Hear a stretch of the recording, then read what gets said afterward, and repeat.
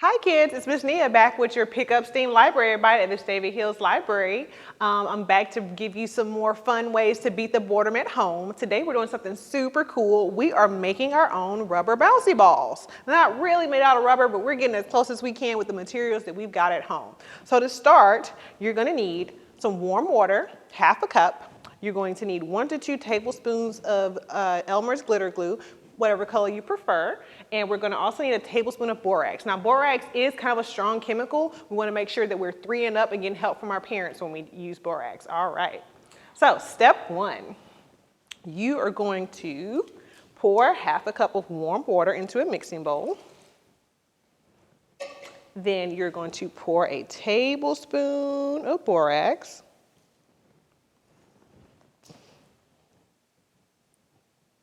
And we're gonna make sure we stir that really well. We wanna make sure we get it good and dissolved. Keep stirring until there are no more teeny tiny little particles of borax left. So we gotta stir, stir, stir.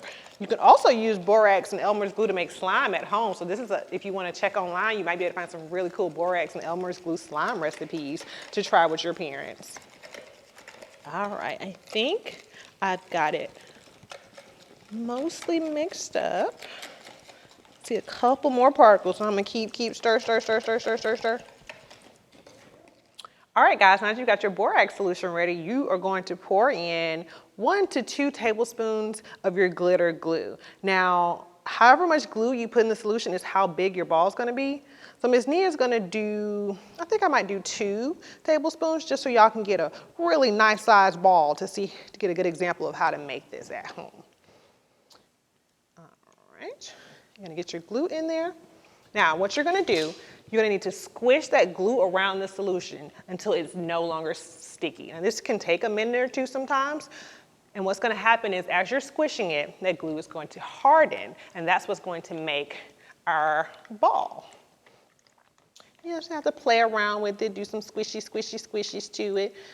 Feels kind of funky, but yeah, as you slowly squish it, you'll feel the glue getting harder and harder and harder.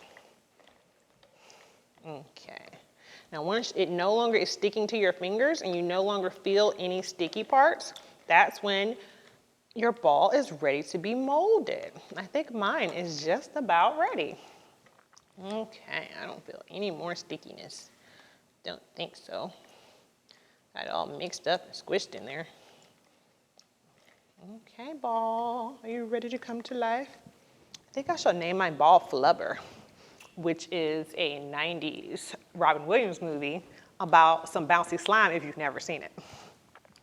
Okay, so you're gonna take your ball of glue. You're gonna start just kind of molding it the way you would Play-Doh. You're gonna keep squishing it and playing around with it, and you'll feel it getting harder and harder and harder and not kind of wanting to flatten back out. All right, now this is not a real rubber ball. It is essentially just really tough slime. So after you're done playing with it and bouncing it around the house, what's gonna happen is this ball, if you leave it sitting out for too long, will eventually kind of flatten back out, but that's okay. You can just take it and mold it some more. And as you see, mine is taking shape and it's not losing its shape in my hands. That means our ball is just about ready. All right, Miss Nia slipping and sliding with her ball because borax is essentially just soap. So that's what's making these bubbles. Ooh, almost got a nice ball going there. I wonder if it'll bounce for me. Let's see. Time to test out our experiment. All right. Did y'all see that, guys? It bounced a little bit, probably because Miss Nia's ball's not a real circle yet. But as you can see, the more you play with it, the more you mold it, the rounder and rounder it gets, the higher your ball will bounce. Maybe Miss Nia can catch it, or maybe not. Catch wasn't exactly my sport. All right. Now feel free to keep playing and molding your ball at home and make a nice, fun rubber ball at home. Now on to our next craft, we're gonna be making marshmallow shooters. So you can make this shooter one of 2 ways. You can either use one of these toilet tissue cardboard tubes, which I have decorated mine super cool. You can color yours, put tape on it, stickers, whatever you want to do.